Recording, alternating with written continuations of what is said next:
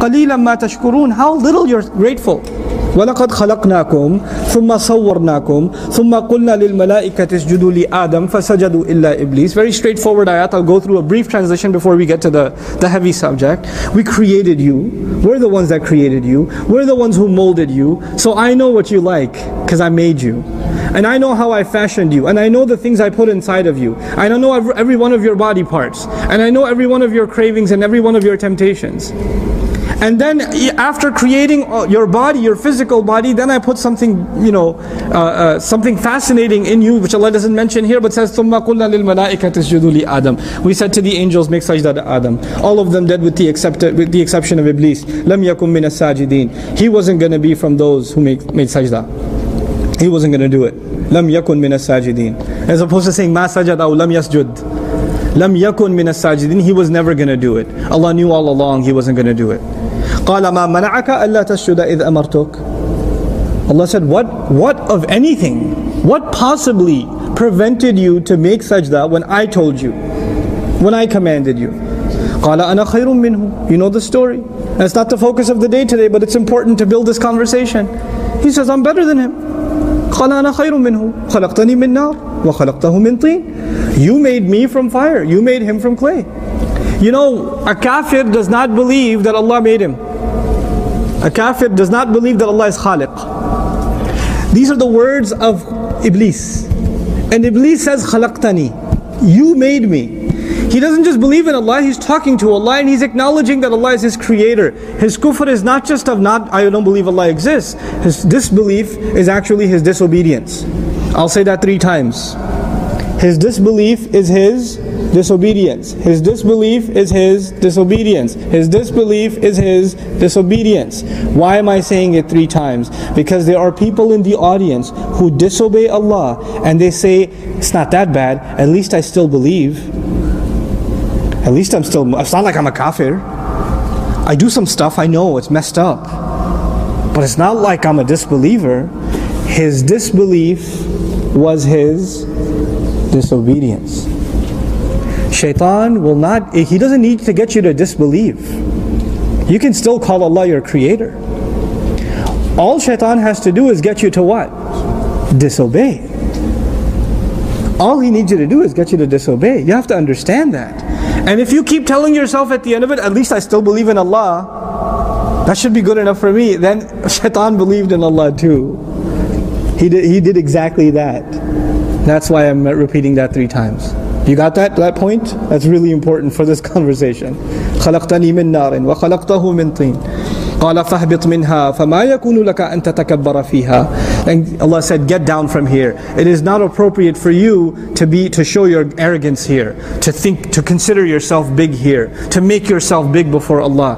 What is the thing we say every time we go into salah? Allahu Akbar. Allahu Akbar. Allah is greater. Allah is greater. Allah is greater. Which means I am not. I'm not. I'm not. And Allah says when you disobey, that means you're greater. You think you're greater. That's disobedience. So Allah says to him, it's not appropriate for you to be arrogant in this place. فَخْرُجْ إِنَّكَ مِنَ الصَّاغِرِينَ. Then get out of here. Leave. You're cast out. You are from those who've been humiliated. As-saghirun here means humiliated. قَالَ أَنظِرْنِي إِلَى يَوْمِ يُبْعَثُونَ. He said, just give me time, wait for me. Allow me a little bit extra deadline until the day these people will be raised again. Until the day where human beings are going to be raised again. He asks Allah, give me time until judgment day. Allah says, قَالَ إِنَّكَ مِنَ الْمُنظَرِينَ. Allah says, you will be given time until, you are among those who've been given time. I am allowing you to stay that long. Ulama disagree whether Iblis died or not, or these are the progeny of Iblis, or whether this is Iblis himself. But the isharat in the Quran are he stayed. That he stayed. And he was, like even there are hadith in which he had, like the Prophet ﷺ faced him. You know, so he did stay and he's around. That Iblis, that same Iblis is still around. And he's got his armies. And he's got his minions that continue to do the waswasa on his behalf, including himself. So Allah says, I'll give you time until, إِنَّكَ مِنَ الْمُنظَرِينَ. Basically, he got in trouble with Allah because of us. In his mind, who does he blame? Us. You know, your 2 sisters. in the house, not sisters in Islam, siblings. There are two sisters in the house, and you're both in the room, and one of them is on the phone, and the other one says, "Get off the phone! I was talking on the phone." And then the other one puts it down and says, "You can't tell me what to do." And they start fighting each other. And then one of them gets in trouble. I'm not going to tell you which one. One of them gets in trouble. Now she got in trouble with the parents, but who does she look at with these eyes that could shoot lasers?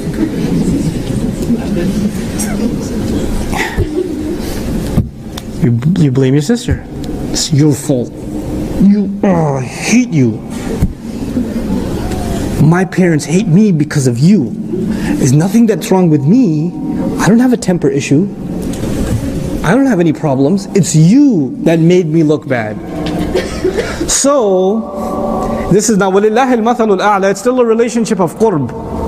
Iblis he wants to show he's close to Allah. And now he's been humiliated because of the presence of who? He develops this hatred for human beings. And he says, Ya Allah, let me prove to you you made the wrong choice. Let me prove to you you should not have honored them, you should have honored me. Let me prove to you that you should not have gotten me in trouble, they should be the ones in trouble. Give me time until judgment day. فَبِمَا أَغْوَيْتَنِي. Because you made me slip. Because you made me do wrong. You trapped me into it. Secondarily, he blames Allah too. لَأَقْعُدَنَّ لَهُمْ صِرَاطَكَ الْمُسْتَقِيمِ. I will sit waiting for them. قَعَدَ لَهُ in Arabic means to sit somewhere and wait to ambush somebody.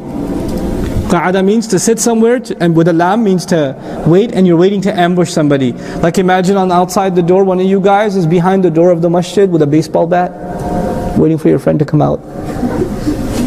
Not with a baseball bat, maybe flowers or something, I don't know. But the idea is you hide and you wait for somebody to show up and then you attack them. And somebody who's waiting in ambush is exposing himself or not? He's not exposing himself. And does he attack all the time or at the right moment? He waits for the right moment and then he attacks, right? So that's captured inside لَأَقْعُدَنَّ لَهُمْ صِرَاطَكَ الْمُسْتَقِيمِ. I will be on the straight path, but I won't come out all the time. I'll find the right moment. And then I'll slip something in and slip out before they can realize I was there and that I said something to them. ثُمَّ لَآتِيَنَّهُمْ مِنْ بَيْنِ أَيْدِيهِمْ. Then I will come at them from right in front of them. What is right in front of us? The straight path leads to Jannah. I will come at them and say, don't go here. Don't go to Jannah. Jannah is too far, man. I gave you something right now. Why you got to work for Jannah? I'll give them short-term benefits. I'm giving you one of the many interpretations of each. He'll come at them from in front of them. وَمِنْ خَلْفِهِمْ. I'll come from behind them. I'll come from behind them, pulling them. You know, somebody who's attacking you from behind wants you to stop. You're making progress and they want you to stop. And they want you to head back. This expression is used in the Quran. انقلبتم على أعقابكم. You're going to turn back on your heels. You're going to reverse. You were making progress towards Allah, you start reversing. I will see that they're making progress and I'll start yanking them back. I'll attack them from behind. وعن شمائلهم وعن أيمانهم وعن شمائلهم. I'll come at them from their right and from their left. This has been interpreted in many ways. But their right means they'll be among good company, I'll still come to them. They'll be in bad company, I'll still come to them. Because on your yameen, you're doing good. I'll come. And the right side is associated with good deeds. The left side is associated with bad deeds. So from their right, even when they're doing good deeds, I'll still slip myself in.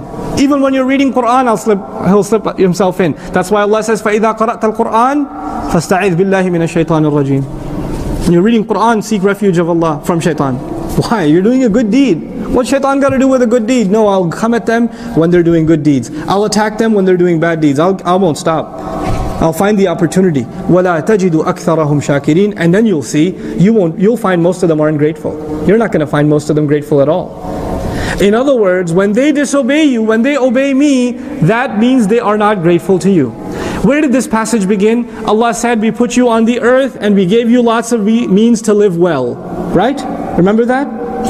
How is the continuation of speech going here? Allah is teaching us, look, Allah asked us a few things that we shouldn't do. There are a few things we're not supposed to do.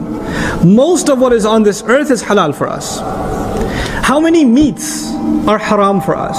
You can count them. Compare that to what are the things that are halal for us? Uncountable. How many drinks are haram for us? Basically different variations of the same product, right? And how many kinds of drinks are halal for us? You can't count them. That's an uncountable amount. So the comparison between what Allah opened us for us to enjoy and the things Allah said, stay away from these things. There's no comparison. And you still go after the few things He told you not to do, then you are ungrateful. And Iblis says, look, the entire world you've opened for them and you've made halal for them, but the few things you've made haram, I'm going to make them do those. And you'll see they're not grateful. They don't appreciate all the things you did give them. They'll only want to go for the things that are forbidden on them. وَلَا تَجِدُ أَكْثَرَهُمْ شَاكِرِينَ قَالَ اخْرُجْ مِنْهَا مَذْءُومًا مَدْحُورًا. Get out of here. You're guilty. You're humiliated. And you're being cast away, pushed out, kicked out. لَمَنْ تَبِعَكَ مِنْهُمْ. Whoever follows you among them. Whoever follows you among them. Allah doesn't say whoever disbelieves in me. That's not a condition. The only condition Allah put here is whoever listens to you, whoever pays attention to you, shaitan among them. Is it possible a Muslim will listen to shaitan? We're a bigger target. Whoever follows you among them, لَأَمْلَأَنَّ جَهَنَّمَ مِنْكُمْ أَجْمَعِينَ. Not minhum ajma'in. I will fill hellfire, I swear to it, with all of you all together. He doesn't say all of them, He says all of you. This is actually لِلتَّوْعِيَةِ, to scare you, لِلتَّهْدِيد, to challenge you. The one reading Quran is like, wait, where did you come from? I thought Allah was going to say, I will fill hell with them.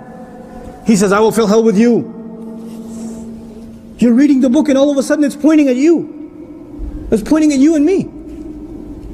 What, me? Yeah, better not follow shaitan. Because the only way it's pointing at you is if you follow shaitan. So you get really terrified, Ya Allah, it's a means of terrifying. To go switch immediately to the second person.